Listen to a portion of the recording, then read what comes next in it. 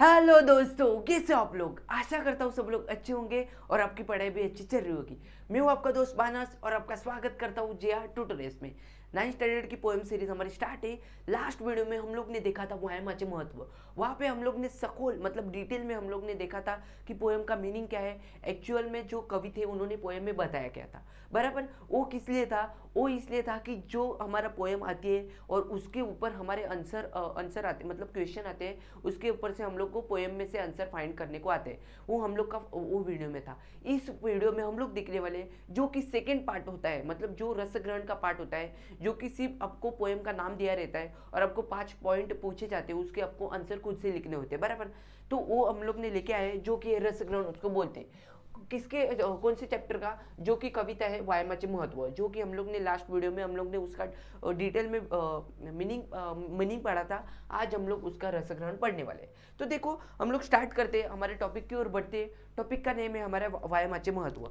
रसग्रहण जो कि आता है टोटल कितने मार्क्स को आता है, 8 मार्क्स कंटेन करता है। आइधर आपको व्यायामाचे महत्व इसको आपको पूरी पोएम आके उसके ऊपर क्वेश्चन आ सकते हैं, नहीं तो आपको रस ग्रहण पूछा जा सकता है। दोनों में से कोई भी आपको आ सकता है। बराबर, तो इसीलिए हम लोग दोनों भी ले रहे हैं। एक तो मीनिंग आपका हो गया और अभी ये वीडियो में हम लोग रस ग्रहण ले रहे हैं। 5 टॉपिक आते हैं। 5 टॉपिक में से फर्स्ट टॉपिक अपना कविचे नाव, मतलब जो पोइट्री रहता है उसका नाम आता है। तो नाम क्या है अपना, राष्ट्र संत श्री तुकडोजी महाराज। बराबर, उसके बाद सेकंड आता है उसमें कवितेचा विषय। कवितेचा विषय क्या है, सिंपल है। आपको कवितेचा विषय आपको वैसे में मालूम चलता है कि किसके ऊपर से, जहाँ पे आपको नाम दिया रहता है, जो पोएम का नाम दिया रहता है उससे ही आपको मालूम चलता है। आपको कवितेचा विषय कैसा लिखना है कि या कवितेचा विषय असा आहे की, इससे आपको स्टार्ट करना है। नहीं तो आप और कैसे स्टार्ट कर सकते हो कि व्यायामाचे महत्व। ये पोएम किसने लिखी है, श्री राष्ट्रसंत श्री तुकडोजी महाराज यांनी लिहिलेले व्यायामाचे महत्व या कवितेचा विषय असा आहे की, फिर आप आगे स्टार्ट कर सकते हो जो भी विषय रहेगा। तो यहाँ पे विषय क्या है कि यहाँ पे क्या बताया, जो भी कवि है, कवि ने बताया कि व्यायामाचे महत्व क्या है। उन्होंने ये कविता में डिटेल्स में आपको सकल तरीके से बताया कि व्यायामाचे महत्व क्या है। और उसके साथ साथ ही कवि ने ये भी बताया कि व्यायाम न केल्याने अपने जो बॉडी है उनको क्या हानिकारक हो सकती है, क्या उसके परिणाम हो सकते हैं, क्या नुकसान हो सकते हैं, वो भी उन्होंने ये पोएम में बताया। तो यही उसका विषय है। देखो यहाँ पे मैंने लिखा है, व्यायामाचे महत्व मानवी जीवनामध्ये किती आहे हे कवीने सांगितले आहे आणि व्यायाम न केल्याने काय नुकसान होऊ शकते हे सुद्धा या कवितेमध्ये कवीने सांगितले आहे। तर हाच कवितेचा हा विषय आहे। सिंपल आहे, पोएमच्या नावावरूनच तुम्हाला समजून जाईल। सिंपल आहे, बरोबर। तर हा येतो तुम्हाला 1 मार्क्स, हा येतो तुम्हाला 1 मार्क्स। इथे झाले तुमचे 2 मार्क्स। 2 मार्क्स कवर झाले। पुढे वळूयात। पुढे काय आहे, पुढे बघा, पुढे आहे कविता आवडण्याचे कारण। किती मार्क्सला, 2 मार्क्सला। किती, 2 मार्क्सला येते तुम्हाला। किती, 2 मार्क्सला,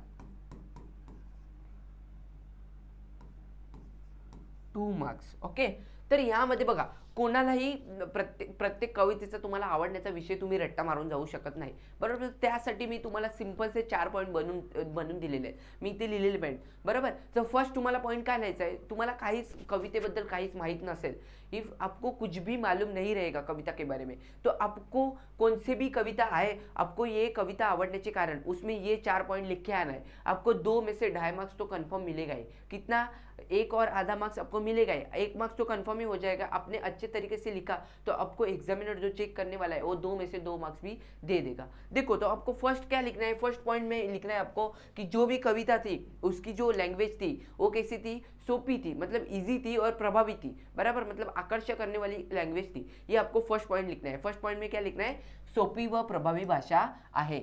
सोपी व प्रभावी भाषा है, मतलब जो कवि ने लैंग्वेज यूज की है वो इजी है और प्रभावी भी है। ये आपका फर्स्ट पॉइंट हो गया। उसके बाद आपको सेकंड पॉइंट में क्या लिखना है, सेकंड पॉइंट में लिखना है की या कवितेमध्ये कवीने अलंकाराचा यूज केल्यामुळे कवितेची जी शैली आहे ती वाढली आहे। बराबर, मतलब आप क्या लिख सकते हो कि बघा, या कवितेमध्ये अलंकार यूज किया है, इसलिए जो कविता की शैली है, मतलब शोभा है वो बढ़ाती है। अलंकार क्या करती है, जो कविता है उसकी शोभा बढ़ाती है, इसलिए ये कविता मुझे अच्छी लगी। ये आपका सेकंड पॉइंट हुआ। बराबर, थर्ड पॉइंट क्या है, थर्ड पॉइंट क्या लिख सकते हो, थर्ड पॉइंट आपके लिए है कि यमक शब्दामुळे कविता वाचायला आनंद होतो। मतलब यमक शब्द यूज किए इसलिए कविता जो पढ़ने के लिए आसान जाती है, अच्छी लगती है पढ़ने के लिए, मन को क्या लगता है, अच्छा लगता है, बराबर। तो ये आपका थर्ड पॉइंट। फोर्थ पॉइंट क्या लिख सकते हो की कवितेतील वाक्य रचना तसेच अर्थ खूप सोप्या शब्दामध्ये सांगितला है।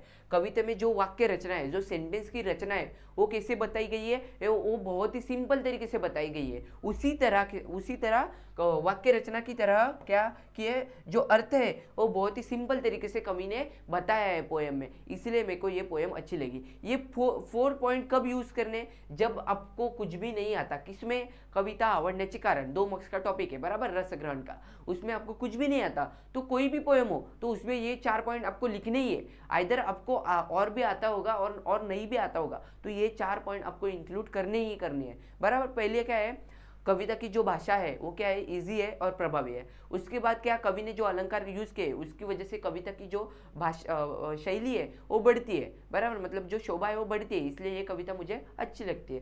थर्ड पॉइंट आप क्या इंक्लूड कर सकते हो कि ये कविता में जो कवि है उन्होंने यमक यूज किए, इसलिए कविता पढ़ने में अच्छी लगती है और कविता की भाषा है वो भी उससे, उसकी शैली है वो भी बढ़ती है, इसलिए देखने में भी अच्छी लगती है और पढ़ने में भी आनंद होता है, इसलिए मेरे को ये जो कविता है वो अच्छी लगी। फोर्थ पॉइंट क्या लिखना है आपको, जो कविता की वाक्य रचना है, मतलब जो सेंटेंस की रचना है वो बहुत ही सिंपल है, उसी तरह जो अर्थ है वो कवि ने बहुत ही सिंपल तरीके से एक्सप्लेन किया है कविता में, और जो भी संदेश दिया है कविता में, जो वायम का संदेश दिया है वो भी अच्छी तरीके से और बहुत ही सिंपल तरीके से हम लोग को दिया है, इसलिए मेरे को ये कविता कैसी लगी, अच्छी लगी। ये 4 पॉइंट आपको लिखने हैं। और उसके अलावा आप क्या लिख सकते हो, उसके अलावा आपको कविता में एग्जैक्ट कविता का मीनिंग आपको मालूम रहेगा तो उसके हिसाब से भी आप लिख सकते हो कि ये कविता का मीनिंग कवि ने अच्छी तरीके से, बहुत ही सिंपल तरीके से बताया है, बहुत ही सिंपल तरीके से संदेश दिया है उन्होंने, तो वो भी आप लिख सकते हो, बराबर। तो वो भी आगे मैंने लिखा है। देखो, जैसे की कवितामध्ये व्यायामाचे महत्व सोप्या भाषेत सांगितले,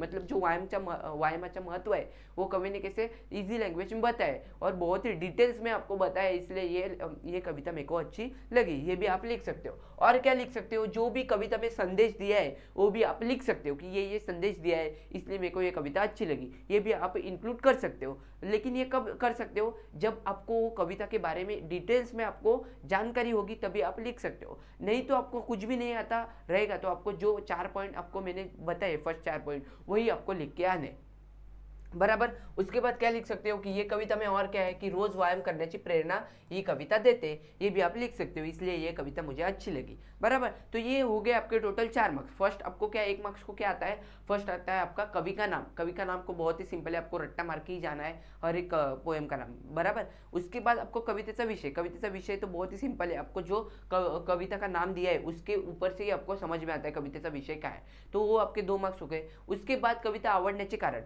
बराबर, आवडण्याचे कारण नहीं तो ना आवडण्याचे कारण, लेकिन आपको मैं क्या बताता हूँ, हर जगह आपको क्या लिखना है, कविता आवडण्याचे कारण, मतलब ये कविता मुझे अच्छी लगी, बराबर। ये आपको स्टार्टिंग ऐसे ही करने की, श्री तुकडोजी महाराज यांनी व्यायामाचे महत्व ही कविता लिहिली आहे आणि ही कविता मला खूप आवडली है।